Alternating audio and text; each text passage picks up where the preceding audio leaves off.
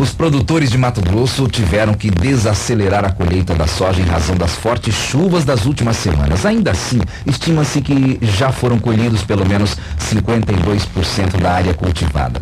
E o trabalho está adiantado em relação à mesma época do ano passado, quando o plantio da soja começou atrasado por conta da falta de chuvas no ano anterior. As projeções para a safra 2016-17 são bastante otimistas. No início do mês, a Companhia Nacional de Abastecimento, a Conab, elevou para aproximadamente 56 milhões de toneladas de grãos a safra mato-grossense, uma alta de 5,5% em relação à projeção anterior. Esse otimismo se reflete em todos os setores do agro e os distribuidores de insumos agrícolas é um deles. Por isso a gente está aqui no estúdio com o Jean Pablo Andrade de Melo, que é diretor da Cearpa. A Cearpa, que é a Associação de Revendas dos Produtos Agropecuários. A gente vai conversar com ele aqui sobre esse assunto. Um bom dia, obrigado, Jean Pablo, pela sua vinda ao vivo aqui ao Primeira Página. Hoje, qual a projeção aí de revenda nesse setor de insumos, né? Para essa, já está praticamente fechada aí a próxima safra. A projeção é boa, Jean Pablo, como é que está? Bom dia. Bom dia, Dair, bom dia, Alfredo, bom dia, ouvintes da Rádio Centro-América, aqui agora no Primeira Página. E a projeção do mercado de distribuição, nós que atuamos em 50% do volume faturado dentro do estado do Mato Grosso, é muito otimista. Realmente, como você falou, a gente teve algumas dificuldades com colheita, ocasionadas por excesso de chuvas, mas distante dos problemas de seca do ano passado. Então, felizmente, a gente está com uma produtividade melhor e eu acho que realmente a gente bate nessa estimativa de produtividade e produção, e a expectativa para a próxima safra é muito boa, porque as commodities estão estabelecidas, apesar de ter dado uma caída agora no câmbio, mas os defensivos, como principalmente o fertilizante, ele diminuiu de custo. Então o custo de produção para a próxima safra, que já está sendo comercializado, está menor que o ano anterior. Tem uma previsão de quanto que pode aumentar o índice, que pode avançar esses negócios no setor de insumos para a próxima safra? O setor de insumos ele já andou mais de 50% em relação ao ano passado. Aumento? Aumento de vendas, né? De insumos. Você disse para a próxima safra? Ou para essa atual que está sendo colhida? A negociação. O aumento ele não reflete tanto em aumento de uso, porque o insumo ele já é pré-estabelecido para a lavoura, né? Sim. Então, o que já está sendo feito é a negociação para a próxima safra, que está bem mais avançada. Isso, que está bem mais avançado que o ano passado, porque os custos de fertilizantes e insumos estão menores que o ano passado, mas o aumento de faturamento, de uso, ele não existe, porque a gente tem, por exemplo, a projeção de uso de fertilizante numa certa dosagem, o defensivo numa certa dosagem, a semente numa certa dosagem, então não aumenta tanto o faturamento se aumentar a área de produção. A preocupação maior, acredito, então, deve ser com queda, na safra que tem queda, aí preocupa, né? Isso, se a gente ainda que não concretizou a safra, a gente não sabe se realmente essa chuva vai causar uma perca muito grande e pode assim aí ocasionar queda no faturamento. Mas apesar de tudo, você disse há pouco, com essa chuva que está atrapalhando um pouco agora, né? Comprometeu esse momento da colheita, ainda assim a situação, o prejuízo vai ser menor do que a seca do ano passado. A seca atrapalhou mais. Isso, a seca você não tem, quando você pega uma seca numa lavoura, você não tem expectativa de aumentar, de colher mais ou menos, né? É certo que vai colher menos.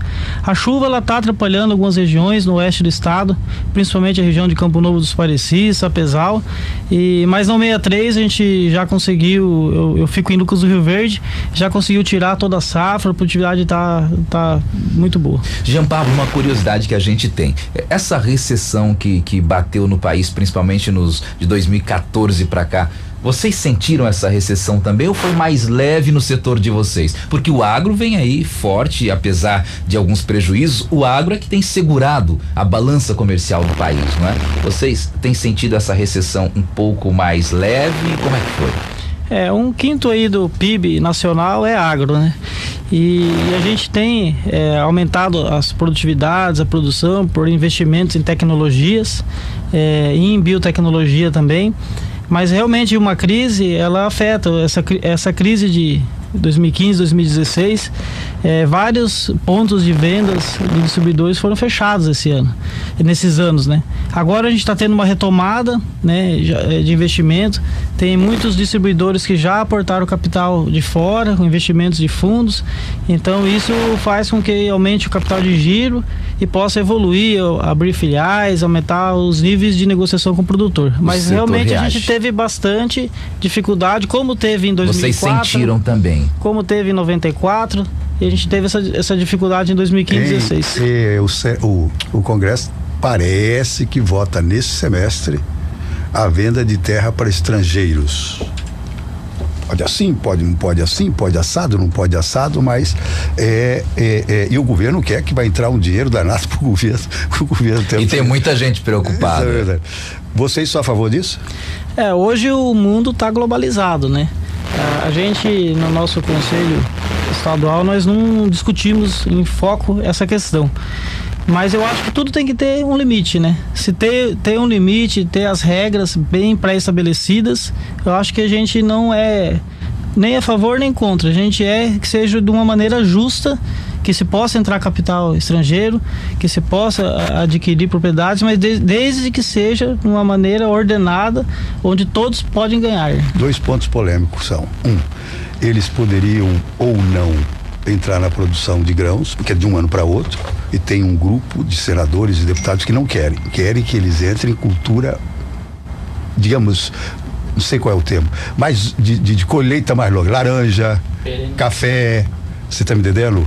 Borracha, celulose, esse tipo de coisa, né? Porque seria mais tempo, etc, aquela coisa. E a outra é se 10% da área fosse para reforma agrária.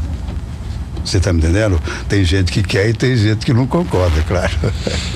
Hoje a terra, ela é como fosse uma empresa, né? Então, por exemplo, existe muito capital estrangeiro em várias partes da indústria brasileira, né? E por que não no campo, né? E por que não no campo, né? Hoje já existe, por exemplo, as próprias compradoras de grãos são empresas europeias, americanas. Com exceção da Amage, tudo é de fora. Com exceção da Amage, existe empresas aqui brasileiras, mas já estão com capital estrangeiro, né? Então, existe as empresas que comercializam sementes, são também de fora, as empresas que comercializam defensivos também são essas, no geral, são americanas, elas devem estar preocupadas com essa pesquisa francesa sobre o milho transgênico, né? Vai ter que ter uma modificação danada, porque a repercussão internacional tá braba. Agora, um assunto, Jean Pablo, que tem preocupado vocês aí ultimamente, como vocês estão discutindo isso? A incidência, a quantidade de produtos, de insumos roubados que tem surgido, alguns de fora também, vêm do Paraguai, entram aqui no estado, a polícia apreende esses insumos ilegais e também o roubo de insumos. Vocês têm discutido isso também no meio de vocês? Sim, uma solução para diminuir esses casos? Existe, né? Voltando a falar, como nos outros mercados também existe a pirataria, né? Então a gente está trabalhando fortemente junto com outras entidades, a ProSoja, a FAMATO e a polícia, realmente para coibir esse tipo de ação e conscientizando o produtor rural que quando ele usa esse determinado insumo pirateado, ele não tem uma certa garantia de que esse produto não vai contaminar o alimento, não vai contaminar a terra, né? Então, às vezes, aquele custo que ele imagina que seja menor, ele pode depois se tornar um problema muito mais grave para ele, podendo até perder o direito de usar a terra, porque a gente tem órgãos fiscalizadores, nós temos o CREA, nós temos o INDEA, nós temos a SEMA, o IBAMA, e se você pegar essa utilização desse produto na lavoura, ele vai ter problema muito sério. Então a nossa conscientização, coibição realmente é que para o produtor rural não utilize esse tipo de mercadoria, né? Produto roubado, pirateado, contrabandeado de fora, de maneira alguma. De maneira nenhuma. Bom, conversei ao vivo aqui com o Jean Pablo Andrade de Melo, que é diretor da SEARPA, que é a Associação de Revendas de Produtos Agropecuários em Mato Grosso. A gente falando um pouco desse mercado que também é importante, é um braço importante da nossa economia, a economia do agro no estado. Um bom dia, muito obrigado, Jean Pablo. Bom dia, agradeço a Centro América pela oportunidade de a gente estar aqui conversando, Alfredo e Aldair.